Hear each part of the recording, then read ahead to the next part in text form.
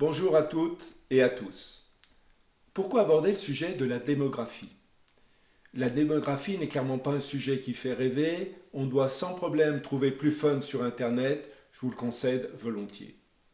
C'est même souvent un sujet tabou, un sujet qui touche parfois à l'intime, alors me direz-vous, pourquoi s'attaquer à un tabou? Effectivement, j'aurais pu continuer tranquillement à animer des sorties nature, continuer à faire découvrir les orchidées sauvages, les libellules, les oiseaux, comme je l'ai fait pendant 40 ans, avec beaucoup de plaisir. Il n'est d'ailleurs pas exclu que nous réalisions ensemble quelques vidéos pour partager quelques instants de contemplation de la biodiversité, et il y a de quoi faire. Mais justement, parce que je suis un témoin privilégié de toutes les formes de vie, je ne peux me résoudre à regarder disparaître les milieux naturels et se raréfier les espèces en focalisant mon regard sur des individus de plus en plus rares, sur des espaces sauvages de plus en plus exigus. Je ne veux plus chercher à isoler des morceaux de paysage en tentant de faire abstraction de toutes les artificialisations, de toutes les balafres. Alors, plutôt que de parcourir les paysages que j'aime tant, je me suis calé sur ma chaise pour vous parler de démographie. Car cette question est au cœur de toutes nos problématiques sociétales. Changement climatique, catastrophes naturelles, pandémie, pollution, problématique de l'eau, érosion de la biodiversité, déforestation, pénurie de matières premières, artificialisation des sols et finalement injustice sociale. Est-ce que ce n'est pas un peu exagéré de tout attribuer à la démographie? Effectivement, il peut paraître assez improbable que le seul critère taille de la population humaine puisse induire une telle variété d'écueils qui jalonnent toutes nos actualités. En réalité, si nous observons cette liste, nous pouvons aisément montrer que les problèmes en question sont essentiellement liés à la taille de la population, souvent à sa densité et finalement à nos consommations collectives, à notre empreinte collective sur la planète. À nos consommations collectives? Et oui, collectivement, nous, les 7,8 milliards d'humains vivant actuellement sur la planète, nous exploitons chaque année beaucoup plus de ressources que la Terre ne peut régénérer, nous rejetons beaucoup plus de polluants et de gaz à effet de serre que la Terre ne peut épurer, ne peut absorber. Nous vivons dans un espace fini, la surface terrestre, et nous continuons à imaginer contre toute évidence que la Terre est infinie. Finalement, la pression que nous exerçons sur la planète et toutes ses composantes, milieu naturel, eau douce, atmosphère, forêt, terres cultivables, ressources minières, énergie, cette pression est en première approche proportionnelle à deux termes. L'un est notre niveau individuel moyen de consommation, disons notre niveau de vie, l'autre est le nombre de convives qui prétendent légitimement à consommer au moins autant que le niveau de consommation moyen. La pression que nous exerçons collectivement sur la planète est le produit de la consommation individuelle moyenne par le nombre d'habitants. Tous nos prélèvements, tous nos rejets, toutes nos pollutions sont intrinsèquement proportionnels à la population humaine dans un monde fini. Ton équation apparaît un petit peu simpliste pour au moins deux raisons. La première, j'ai le sentiment de ne pas consommer beaucoup, et je ne vois pas pourquoi je devrais apparaître dans un conglomérat de 7,8 milliards d'hommes. D'autres consomment beaucoup plus que moi. Effectivement, il n'est pas question ici de masquer les injustices sociales, nationales et encore moins internationales, sous une grandeur réductrice, le pouvoir de consommer individuel moyen.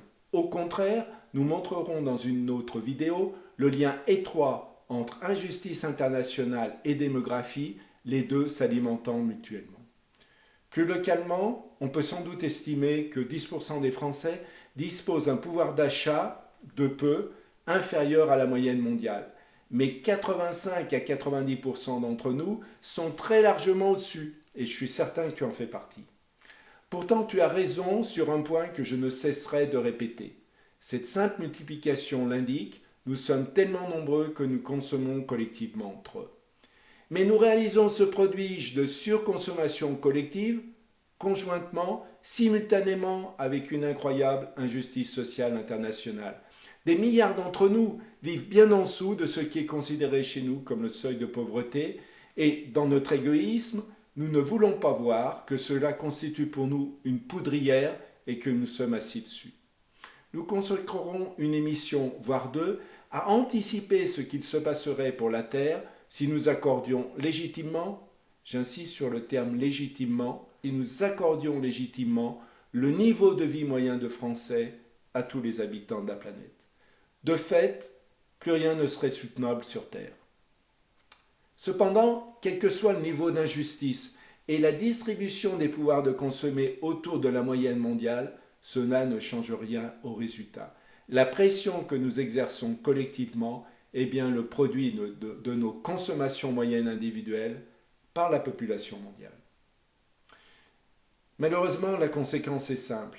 Si nous voulons sincèrement rétablir les grands équilibres écologiques vitaux pour nous comme pour la faune et la flore sauvage, nous ne pouvons espérer jouer efficacement que sur deux leviers, le pouvoir de consommer moyen et ou la population mondiale. Car en fait, tout est une question d'ordre de grandeur. Notre véritable challenge, ce n'est pas de réduire de 10% le résultat de cette multiplication triviale, mais de le diviser par 2 ou par 3. Et encore, ce faisant, restera de réduire massivement le niveau d'injustice sociale.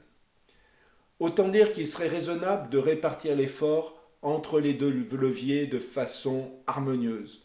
Car, soyons lucides et honnêtes, aucun d'entre nous n'acceptera durablement de diviser par 3 son niveau de vie.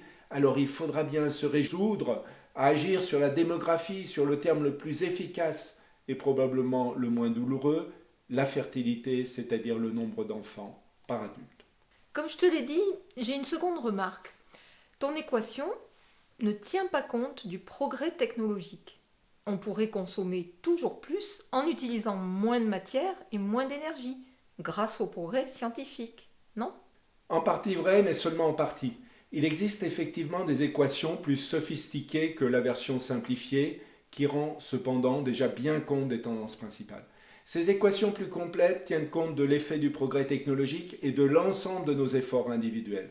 Nous en parlerons plus tard quand nous évoquerons les questions liées à l'énergie ou à la consommation des matières premières. Néanmoins, n'attendons pas de miracle. Comme je vous l'ai dit, nous ne cherchons pas un progrès de 10%, mais une division par 3 de nos pressions sur la planète. Mais ta remarque induit deux questions essentielles. La première, peut-on confier notre destinée au seul progrès technologique ? La seconde, peut-on éviter que le progrès se réalise en déplaçant les problèmes d'un sujet à l'autre, d'une région à une autre ? Souvent, nous cherchons à nous enlever une épine du pied en exportant cette douleur ailleurs. Ceci ne signifie pas que nous ne faisons aucun progrès, que le progrès serait inutile ou pire nuisible, heureusement, et mon passé de chercheur industriel pourrait témoigner dans ce sens. Mais les progrès sont très rarement de nature à résoudre nos difficultés sans déplacer les nuisances ailleurs, là où cela nous dérange moins, loin des yeux et des systèmes olfactifs de leurs promoteurs. Donc, la croyance selon laquelle on va sauver la Terre en allant conquérir Mars relève au mieux de la cécité intellectuelle. Le progrès scientifique et technique, nous en avons bien entendu besoin pour réduire un peu les efforts que nous aurons à consentir, mais espérer que le progrès va à lui seul résoudre tous nos problèmes relève d'une méconnaissance, d'une incompréhension totale des ordres de grandeur, des difficultés qui nous entourent. À moins que nous ayons en tête que ce progrès est réservé à une infime minorité et les nuisances à une immense majorité. Je ne comprends pas, regarde, les voitures hybrides vont sérieusement réduire les émissions de CO2 et d'autres polluants dangereux en ville. Je suis évidemment partisan de tout ce qui peut réellement contribuer à réduire les émissions de CO2 et leurs effets sur le changement climatique, cela va sans dire. Et je n'ai rien non plus de doctrinal contre les véhicules hybrides ou électriques, mais essayons de voir concrètement comment on déplace dans ce cas les nuisances d'un endroit à un autre, d'une problématique à l'autre. Prenons l'exemple d'une voiture bien connue de la gamme d'un constructeur qui veut nous faire manger du lion. Un modèle à 4 chiffres se terminant par un 8 pèse environ 350 à 400 kg de plus en version hybride rechargeable qu'en version thermique. J'ai vérifié sur leur configurateur. Le modèle concurrent a capturé mon attention, si je puis dire, pour sensiblement la même conclusion. Donc dès la sortie d'usine, ces véhicules hybrides pèsent environ 25% plus lourds que leurs homologues essence. Logique, En plus de moteurs thermiques, on rajoute un ou deux moteurs électriques, des batteries et toute l'électronique de régulation. Et alors? Et alors? Eh bien, jusqu'à présent, c'était vrai il y a 100 000 ans et ça le sera encore dans 100 000 ans, l'énergie cinétique est proportionnelle à la masse. Donc, même si on récupère une partie de cette énergie au freinage, la quantité brute totale d'énergie à dépenser est probablement supérieure pour faire rouler le véhicule qui d'ailleurs, bien souvent, roule en mode thermique plutôt qu'en électrique. Que cela plaise ou non, cet excédent d'énergie à apporter sous forme électrique, surtout sur les véhicules rechargeables, il faut le produire quelque part. Si vous le produisez par de l'éolien ou du solaire à terre, vous fragmentez dangereusement les derniers lambeaux de milieu naturel, vous artificialisez les sols, excusez-moi l'expression, vous bousillez nos paysages déjà durement frappés par le réchauffement climatique. Et ce n'est pas parce que vous mettez les éoliennes en mer, loin de votre vue, que cela change quoi que ce soit au problème, vous l'avez juste déplacé. Et même si vous faisiez quelques pourcents d'économie d'énergie, le pire serait ailleurs. 400 kilos de matière en plus. Il faut les trouver quelque part. Je ne vais pas rentrer ici dans le détail technique des éléments chimiques rares surexploités, mais chacun comprendra qu'à l'échelle de la population humaine, 7,8 milliards, je le rappelle, ces extractions ne sont pas soutenables. C'est au mieux un mode de pillage de la planète pour éviter à une infime minorité une pollution urbaine, insupportable par ailleurs, j'en conviens. La pollution urbaine est inadmissible, certes, mais nous ne prenons pas le problème par le bon bout, celui de la consommation collective.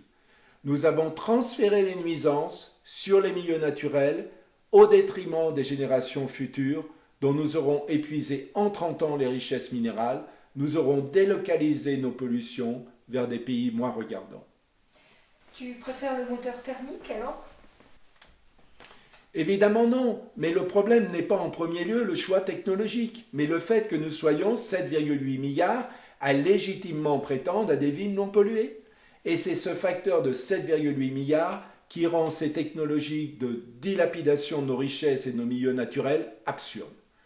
Si nous n'étions que 68 millions de Français, ou même 350 millions d'Européens sur la planète, j'applaudirais ces technologies à deux mains, mais ce n'est pas le bon ordre de grandeur. Il faut juste multiplier par un facteur 20 ou 100.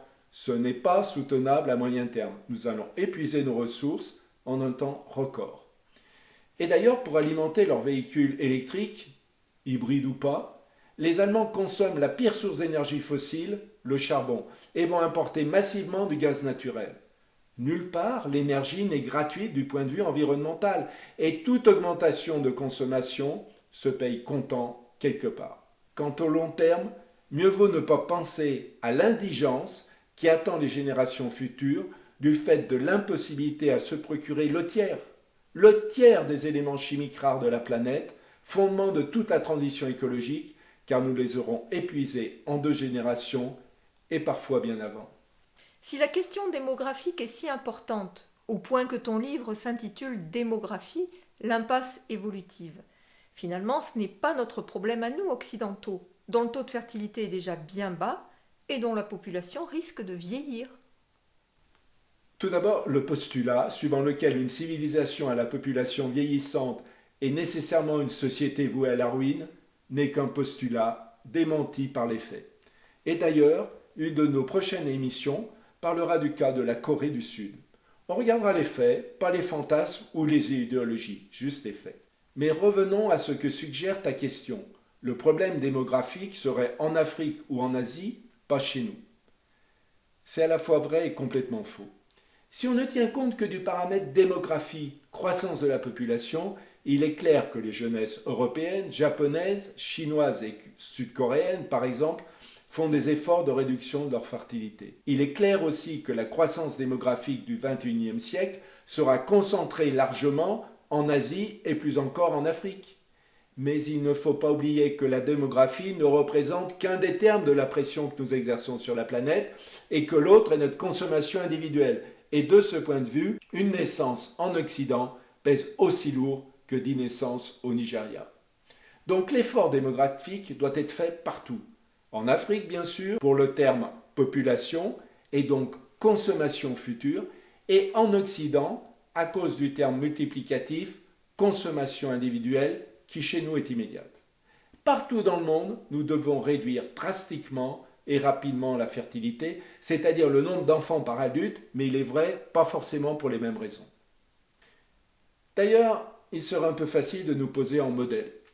Aujourd'hui, des efforts considérables sont réalisés pour réduire la pression démographique par le Bangladesh, par l'Éthiopie, pour ne citer qu'un pays asiatique et un africain.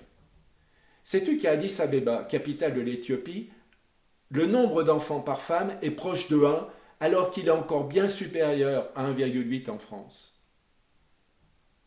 La France est le pays occidental le plus nataliste et rétrograde du point de vue de la question démographique. Nous serions donc malvenus de donner des leçons sans réaliser des efforts considérables chez nous. L'Éthiopie, tu m'étonnes. Comment cela est-il possible? En réalité, lorsque tu donnes un bon niveau d'éducation et un accès décent au planning familial et à la santé reproductive par une politique volontariste et clairement fléchée, tous les hommes et les femmes du monde réagissent de la même façon lorsqu'ils expérimentent les mêmes types de conditions de vie, par exemple urbaines.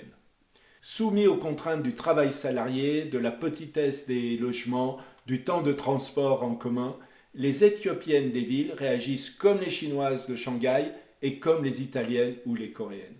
Seule une vision raciste héritée du XVIIIe siècle peut entretenir le mythe que les Africains ou les Asiatiques seraient par nature voués à faire des familles nombreuses. En fait, cela nous retourne une image peu glorieuse de nous-mêmes. Que faisons-nous pour aider l'Afrique à donner à chaque femme la possibilité d'accéder matériellement à la contraception, à l'avortement s'il est souhaité, à la santé reproductive et à un travail décent et rémunérateur? Que faisons-nous pour aider l'Asie à se doter des moyens d'une protection sociale pour les vieux jours de ses travailleurs? Si nous y parvenions, la question démographique mondiale se résoudrait à convaincre les politiques français de rompre avec leur politique nataliste. Cela devrait être possible. Mais finalement, est-ce que tu ne fais pas une erreur de raisonnement sur le caractère fini de la Terre? Non que je ne sois pas persuadée que la Terre a une surface finie, mais que cette surface est loin d'être saturée par la présence humaine. Effectivement, en regardant bien depuis l'espace, nous pouvons encore trouver des endroits où, sur quelques centaines de kilomètres vers les pôles, nous ne trouvons pas d'occupation humaine ou d'artificialisation. Mais en pratique, tout l'espace raisonnablement exploitable est maintenant conquis, occupé et exploité par l'homme. Chaque jour, des pans de ce qu'il reste d'espace naturel, pourtant déjà très fragmentés, disparaissent pour faire face à de nouvelles habitations, à de nouvelles mines, à de nouvelles industries, à de nouvelles cultures, à des éoliennes et cela jusqu'en mer. La déforestation atteint des proportions dramatiques, la biodiversité s'effondre. Alors oui, nous pouvons peut-être aller encore plus loin vers l'absurde, vers la destruction finale de nos services écosystémiques, tous ces services autrefois gratuits que nous rendait la nature. Mais jusqu'où? 10 ans, 30 ans de plus? À quoi bon reculer encore pour se rendre la tâche d'un retour à la sagesse encore plus difficile? Nous sommes sous bien des aspects au bord de l'effondrement des écosystèmes terrestres et marins dont nous dépendons pour notre survie, pour notre alimentation. Définitivement, nous sommes au bout du rouleau. Nous avons attaqué depuis longtemps notre capital, celui hérité de millions d'années d'évolution naturelle. Nous vivons à crédit, nous sommes surendettés et pas au sens financier. Clairement, nous sommes en train de manger le blé en herbe. La pire erreur est de penser que tant que nos assiettes sont pleines et nos smartphones chargés, tant que les catastrophes climatiques touchent nos voisins, tout est normal.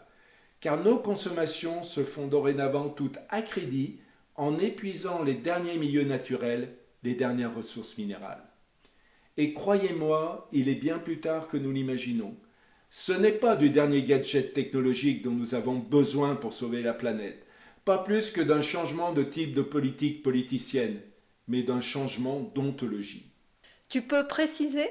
Oui, de philosophie des relations homme-nature, si tu préfères. Nous devons changer de mentalité, prendre conscience que l'homme n'est pas le centre de l'univers, pas plus que le Soleil n'est le centre de la galaxie ou la Terre le centre du système solaire. Nous devons renoncer à l'anthropocentrisme. Il en va de la survie des écosystèmes, et par là même de l'humanité, ou plus exactement de notre conception humaniste de l'humanité. Si nous voulons sauver nos idéaux démocratiques, nous devons faire évoluer l'humanisme vers une conception plus large qui accorde plus de droits, non seulement à l'homme, mais aussi au reste du vivant, flore et faune sauvage. C'est à ce prix que nous pourrons renouer avec les services écosystémiques, retrouver la quiétude que nous inspire la nature, la sérénité et la confiance en l'avenir, et que nous laisserons un monde viable aux générations futures. Seul le retour à une population moins pléthorique, plus diffuse, nous offrira un monde plus vivable et désirable, un monde d'harmonie avec le reste du vivant. Tu nous parleras de cela plus en détail ? Bien sûr, nous aurons l'occasion de détailler chacun de ces aspects dans les vidéos suivantes. Alors à bientôt.